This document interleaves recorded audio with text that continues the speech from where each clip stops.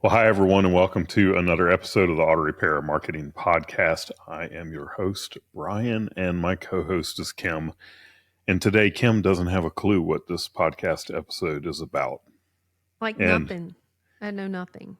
and it's not that big of a deal. I just knew that this one would excite her because she likes to she just likes the topic that we're about to talk about, which is about tapping into local organizations for business help. But before we get into it, I want to thank our sponsors, RepairPal, for this episode. RepairPal will introduce your shop to new customers through repairpal.com, the largest site for auto repair. Learn more at repairpal.com/shops.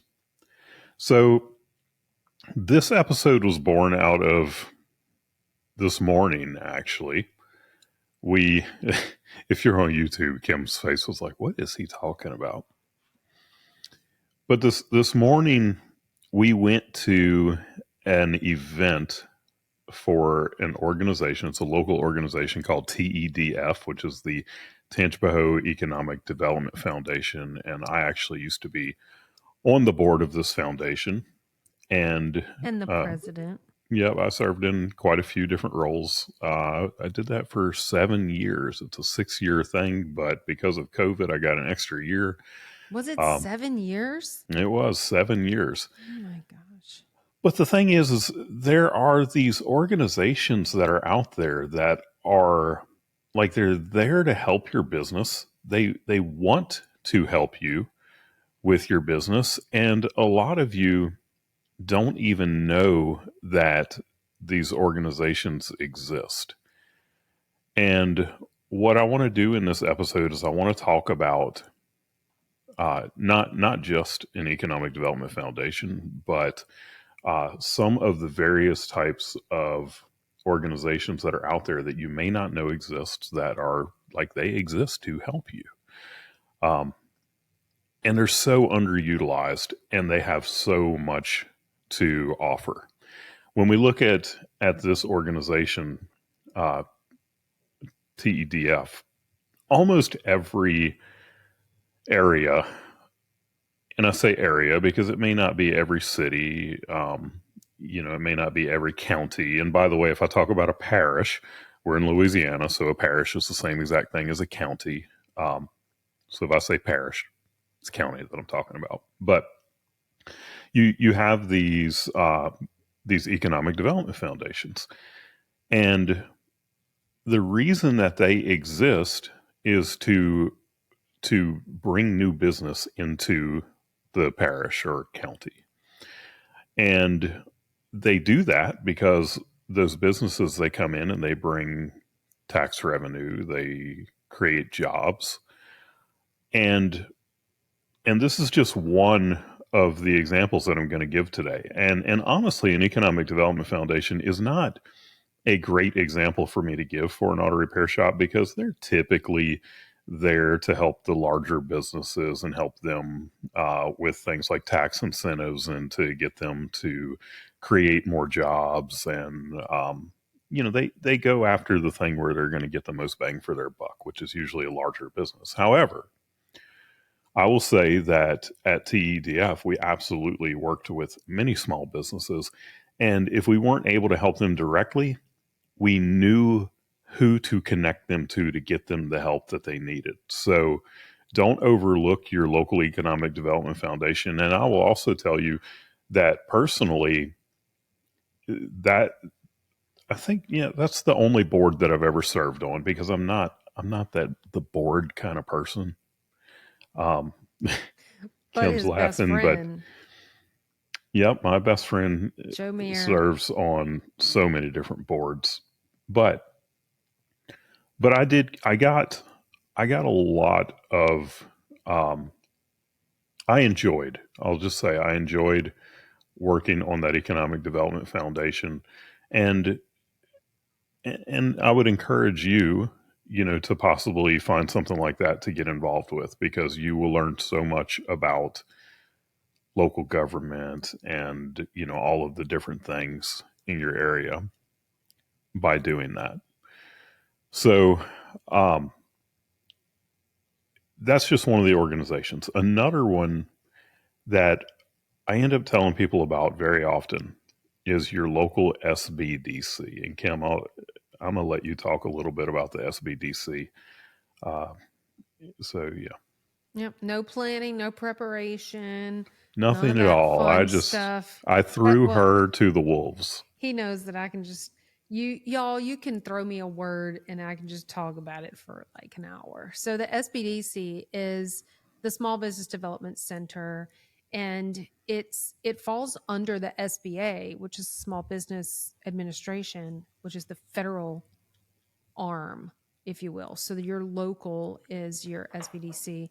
And typically they're found affiliated with the local university. So in Louisiana, we have LED, um, Louisiana Economic Development, and then there's the SBDC that falls under that. And there's multiple locations of it. And um, here where we are, our nearest SBDC is located with my alma mater, Southeastern Louisiana University, and they're all very similar, but they do sometimes offer different things. And so ours actually was the home of our agency. We actually, they have an incubator program where they allow you, you know, you're not quite grown up enough yet to go out and have your own physical location, which that wouldn't really apply to an auto repair shop. But for us, we rented space out of their building and we used that for our original office. But they offer all kinds of research and assistance if you're trying to maybe get a loan and you need to work through the paperwork and get your application, your plan, your business plan, and all this stuff together to present to the bank. They will essentially hold your hand through that process and help you put those things together. If you're going to open a new repair shop and you want to do market research to figure out the best physical location in your community of, is this a good place for an auto repair shop? They have, your tax dollars are paying for it. They have tons of resources to help you um, with your research, because like we didn't do that and it probably would have helped us. We're just like, oh, that looks like a good building on our driving down the road and not knowing what's the demographics that's within the 3 miles of that shop, or what's this neighborhood look like, or, you know, so they give you lots of great free information, time to sit down with kind of a local business coach to kind of coach you through some of those things. But they also, ours also offered classes, free classes that you can take where you can go and meet with other business owners, and they teach you everything from the financial part to the marketing part to the sometimes leadership and development. And with that, we were often the teacher. We would teach a lot of marketing classes, just like we do in the industry for shops. We did that for the SBDC. We talked about marketing, and it got us in front of lots of local business owners. So um, that they also will sometimes hold events other than teaching a class, but they'll do events where you can go and network and meet other people. So I mean, that's my take on the SBDC without, you know, having time to pin the notes and all that. But that's what I would say about the SBDC. And they're everywhere. They're all over the country. You can totally find one. I would start with probably sba.gov. I'm thinking is probably the website. You can also just Google SBDC near me, Small Business Development Center near me. But I promise you can find one, unless you're like Michael in Crofton, Nebraska, and you know the nearest place is an hour away or something. I don't know. So just do the research, see what's near you. Yeah, and even if the nearest place is an hour away, it's well worth making the trip to it. And the thing is I had never heard of an SBDC before we moved back to Louisiana. And, you know, we had 10 years in North Carolina, 7 years. of that as small business owners. And I had never heard of an SBDC until we moved back here. And then, when I did, I found this amazing resource. And then I've told a lot of small business owners about SBDC, and they're like, I've never heard of it.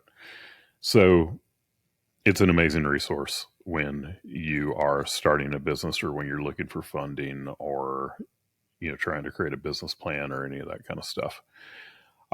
All right, the next one that we're going to talk about is your local downtown development district, or in some places they refer to these as Main Street associations. And this is really it's only going to apply to you if if your business is located within the boundaries of a historic district or a downtown development district or something like that. So, you'll have to find out if there is one of these, but there's a lot of things that they can help with. And one of the things that I think of the most when I think of them is they can help like with grants where you can go in and update the facade of your building, or just lots of things like that. So if you have a shop, especially if it's in a historic district, um, you can get money to improve the appearance of your building. So um, that is a great resource for that. They also are going to do things like they'll put on events throughout the year. Their job is to bring business into that downtown area and get people to spend money there. So if you are in a downtown area, um, like the old timey Main Street kind of area, then definitely check out your downtown development district. And I'm going to throw in a couple of things here when talking about them is I've heard local businesses here in our city say, I had no idea that that was even going on. Well, it's almost like the chamber with the, and I refer to as the gym membership. You have to be involved to see a benefit, or you need to, you can't just join the gym and not go to the gym. Same thing with your local downtown development district. Reach out, let them know that you're there, whether you're going to join the committee or get on the board, but just make sure that they know that you've opened a business there. It's partly their job to know that, but what's it going to hurt for you to reach out? Because you may see that they're hosting these events and you may think, well, what's an automotive repair shop going to have to do with that? Trust me, you events for shops is a whole thing that I'm obsessed with. But like for in our town, we have something called Hot August Night. Yes, literally in Louisiana in August, they hold an event. In now they've turned it into the whole day, and And people it are is coming hot. out, and it is And it is in hot. August. Uh-huh. But everybody in the downtown is involved in it. We bring a lot of people to downtown. And even though you might be closed on Friday night, open it up and make your space a warm, welcoming space to come in to that event. So again, you may look at the event and think that has nothing to do with automotive repair. No, but it has everything to do with small business and you introducing your business to the people in the area. For that event, they usually have like a wine stroll or a beer stroll or something like that, and people check in to this one central place. They get this fancy glass or beer mug, and then they go around to the different places. And anyway, there's all kinds of different things they do with the events. Just don't discredit that and think it doesn't apply to you. It absolutely applies to you. Yeah, because you'll initially think, oh, that's only going to apply to like the restaurants and the entertainment venues and that kind of thing. But get creative and reach out to the local car club and invite them to bring their old cars and set them up in your parking lot. Open up the bays, put a couple of cars on some lifts, and allow people to come in. Anytime that you can get people into your shop, whether they're a client or not, or whether they're there for auto repair or not, introducing them to your business is a great thing to do for marketing. All right. So the next one that I'm going to talk about is it's not necessarily a local organization, but it's a thing called Goldman Sachs 10KSB. And some of you may be familiar with this because I have met some shop owners who have been through the program. It's a nationwide thing. Everybody here has heard of Goldman Sachs. 10KSB stands for 10,000 small businesses. And the idea behind it is that uh, it's almost like they take small business owners and put them through a mini MBA program, because so many small business owners they have no formal training. They don't know how to read financial statements. They don't know how to create a business plan. They don't know how to get funding if they need it. They don't know how to make decisions in their business. And in 10KSB, it's about a 3 month commitment, and they will teach you all of these things. They will make you a better business person. Um, and you will create a growth plan while you are in that 10KSB program. And it's a written growth plan that you can take then to a bank if you need funding. Or, if you don't need funding, you have a written plan now for how you're going to grow your business. And the other thing that's really valuable inside of 10KSB is the relationships that you create, because you're in there with what they call your cohort, which I forget how many people it was. It was probably 30 or 40 people in my cohort when I was in it. And you you build relationships with those people, and there are mentoring aspects and everything that come along with it. um, it's a great program, and it's free. You do have to apply to be part of it, and there are some revenue requirements and everything on it to be able to get into it.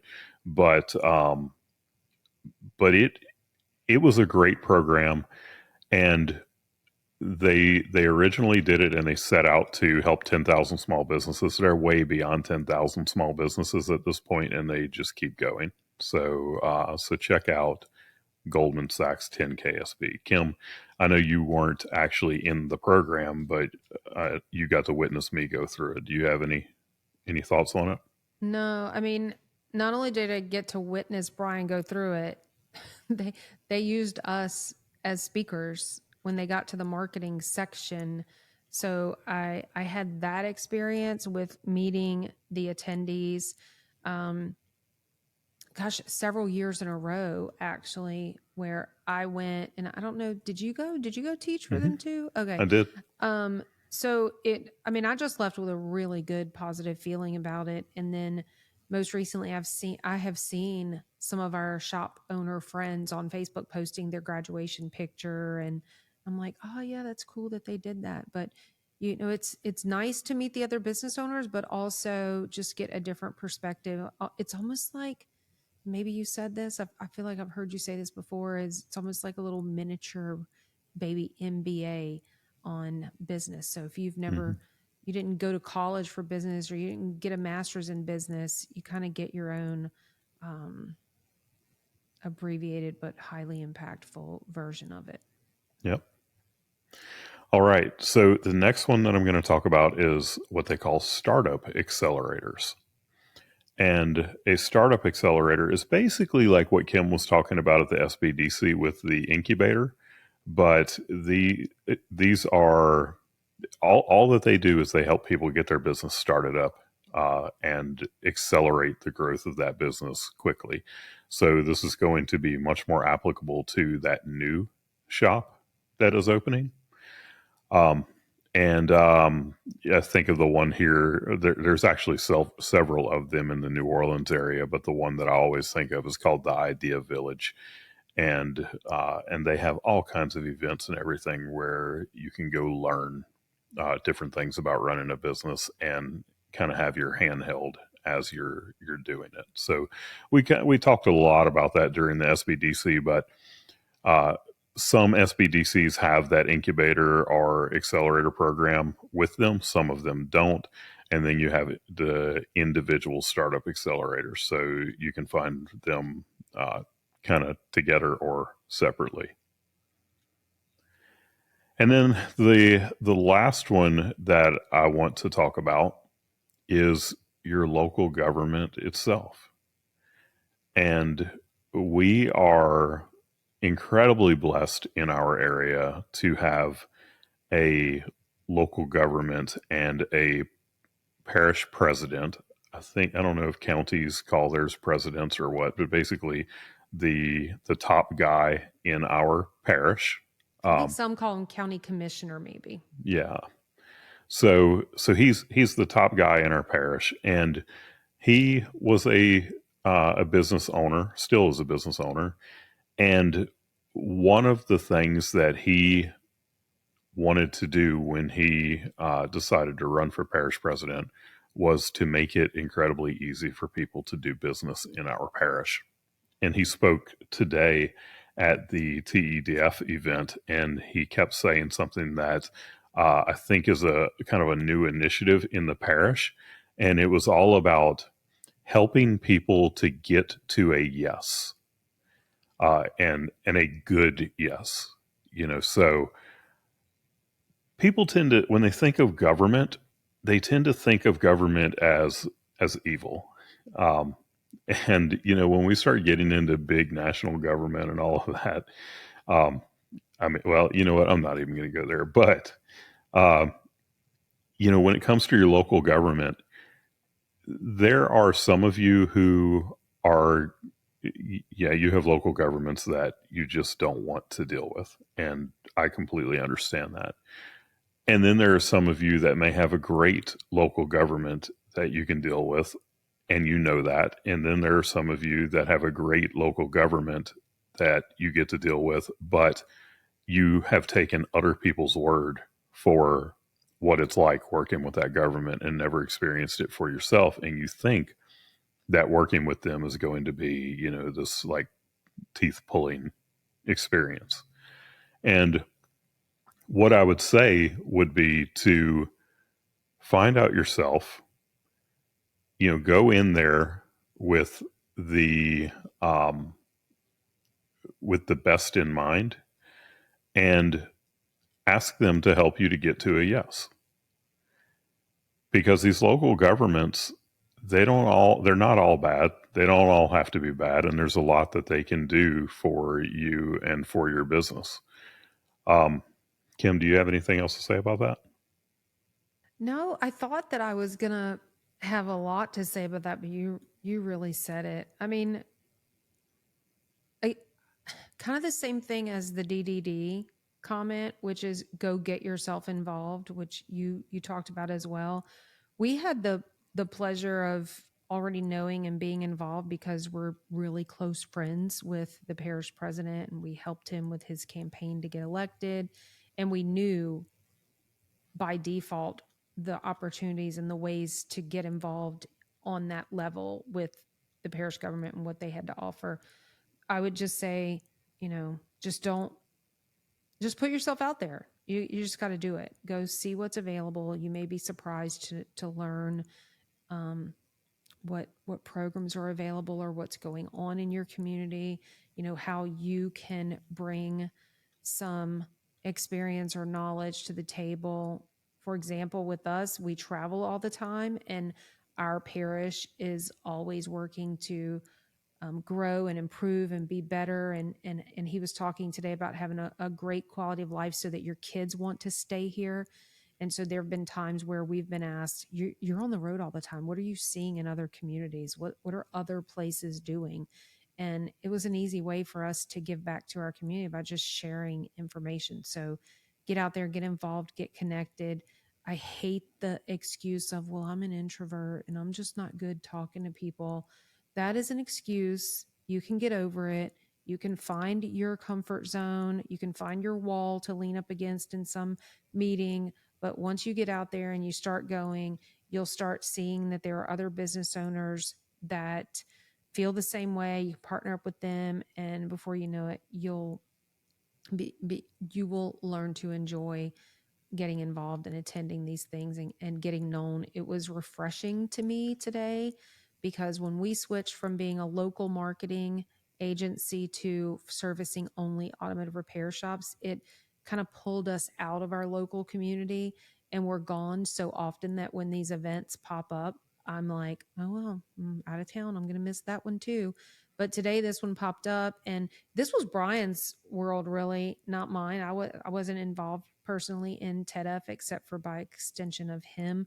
I was involved in all the other things, and I just knew that my local friends would be there. And so, um, walked in and often feel kind of forgotten, but just got to see some friends that I really do care about, um and was reminded that they really do care as well, because they were very genuine in, I'm so glad you're here, I haven't seen you in so long. And several people came over and like, I just got to touch you because you're here. And so it's just really nice to be involved. So I would say, and you start with like your chamber of commerce. It's at the chamber of commerce that connects you to all the other business organizations, because all these other organizations rely on the chamber. So if you're like, I don't know if I have any of those things in my community, call your chamber, they'll tell you. Yep. And don't don't overlook the value also of just being involved altogether. I mean, when I first started, I was not involved in anything. I uh, we opened our agency, like Kim said, at the Small Business Development Center, and that was the thing that kind of opened the door for me. Um, as well as Kim. Now, Kim is just a natural networker. They call her the Queen of Connections. That's who she is. She would have gotten there no matter what. But being involved in the Small Business Development Center, and then eventually teaching for the Small Business Development Center, it led to a lot of doors opening. It led to us getting to meet and to uh, become friends with a lot of people. And in my case, if I needed something from a local government standpoint, I can go directly to the highest level there. From a parish standpoint, I am personal friends with the parish president. From a city standpoint, I am personal friends with the mayor. And like these things happened because of the involvement that we've had. And like Kim has been way more involved than I have. But I've still been involved in things like TEDF. There's a program called Leadership Tangipahoa. Tangipahoa is the name of our parish. And during Leadership Tangipahoa, one day per month for 1 year, you go out and you visit and learn about various things that are in your community. And I learned, I met so many people through that, and I learned so much about how our local government worked. And having those connections like that can open doors for you. Um, just simple things like when we were building our house out here, if I needed something, with the building inspector, I wasn't just another person. I was someone that he knew. And not only was I someone that he knew, but I'm someone who was personal friends with his boss. And there's just a lot of advantages that come along with that. So when you can get involved in these organizations like that in your community and get to know these people, uh, it opens a lot of doors for you. So I know this was a little bit of a different episode. I hope that there, were some good takeaways here for you. I guarantee you, if you actually, uh, go do some of these things that we're talking about, get involved with these organizations, then it was definitely worth your time to listen to. Um, we are just one of a handful of podcasts on the Aftermarket Radio Network. You can find the rest at aftermarketradionetwork.com. I want to thank Repair Pal again for sponsoring this episode. Thank you for listening, and hope that you'll listen in again next week. Until then, go fill those bays.